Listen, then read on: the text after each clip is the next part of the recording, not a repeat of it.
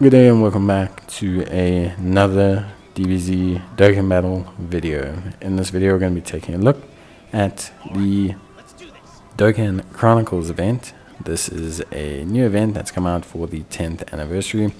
This event itself features the ability to obtain new event tickets. You get them by completing the stages, completing the mission for the stages, and you'll get them as random drops by repeating the stages. For this one, we are taking on the third year, and how this event works, it has two defined gimmicks. The first one is that your roster selections are restricted based on the year you're taking on. So, for example, if you're taking on the third year one, you're restricted to characters that were available as SSRs before the third year, which is pretty straightforward, I should assume. If you're taking on the second year, it reduces it further. If you're taking on the fourth year, it expands. Because of that, they technically, at least for me, I find get a little bit easier as you go along, but at the same time as well, I do understand that, basically they get a little bit harder in terms of raw stats. One of the main mechanics that they do have is damage reduction. So not just standard damage reduction that all bosses have, but they actually have a threshold max on damage they can receive. So for example, if you have a unit that does a super attack that would do 6 million damage, in this event, they all reduce that to a max of 5. So that makes the bosses appear slightly tankier than they seem. In terms of everything else, this specific one, the 3rd anniversary one, I found was okay. I think by the 3rd anniversary, because of the super easy A's being more prevalent, you now have quite a few options to really expand your team. And I think overall, things became a bit easier. The super easy A's especially are probably my front runners for the MVP units for this event, largely because of the fact that they do a couple things really well. The first thing is that they basically are able to really be in a ton of the stages, because they're all the units that have already easy aid and then super easy aid again. They are present, like a lot of them are there from the 1st, 2nd, 3rd, especially by the 4th, they really are all kind of there. So that means that they're great from that perspective. On top of that as well, just to obviously, kind of counteract everything, one thing I will say is that there is a, I want to say, tendency for them to obviously be a bit too overpowered for this event.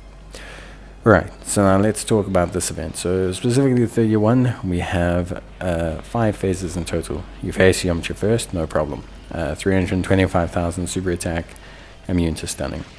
You then take on Vegeta, who's got 375,000 super attack.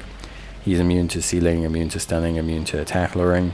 Nothing too crazy. It does greatly lower your attack, your defense on a super. Can be irritating, but it isn't, absolutely be all end all. Then you have Spirit Bomb Goku, or Super Spirit Bomb Goku. He hits for 500,000. A little bit of a step up, obviously. Immune to sealing, immune to stunning, attack and defense lowering. He also has a 50% chance to stun you on his super. Then we have Super Saiyan Goku. Super Saiyan Goku will greatly lower your attack, which is a little bit of a shame. And he's also immune to sealing, stunning, attack and defense. He hits for about 600k. And then finally, last but not least, we have Super Saiyan 3 Goku. Super Saiyan 3 Goku hits for 1.1 million. Very big jump up from obviously 500, 600k. He does, however, have a set order in which he can attack. So he's immune to stunning, immune to sealing, immune to attack, immune to defense lowering. He does, however, as I said, have a set order. So he will not super attack until his 28th action, or around about his 3rd or 4th turn. Everything else is predefined, so he'll see a cooldown timer, etc. It does generally give you enough time to win, but if you are obviously concerned or you think you're going to be taken out, then of course it's probably best to use an item. For me, overall, I think honestly this one was pretty interesting, but I think ultimately we ended up with a really good team. You can run the TEQ Vegetos now, great easy A, 140% lead with 1 unit of each type, and because that's a mission, it just makes it very easy to complete.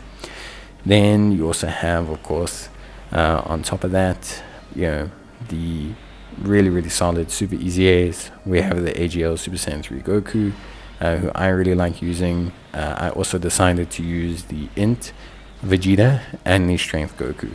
Both of these are Majin Buu Saga units. They both have easy A's. They're pretty solid. I wouldn't say they're like insane to the membrane, but they are pretty good. Like, they're quite consistent. They orb changes, they provide a bit of healing, they're tanky enough for this event. So I found them to be useful. I enjoyed using them. I think they were great selection options. Overall, honestly, the team is going to depend on your box, and if you are a newer player, you're probably going to struggle a little bit, because you're going to have to probably go awaken some random SSRs, easy A those SSRs, super easy A those SSRs.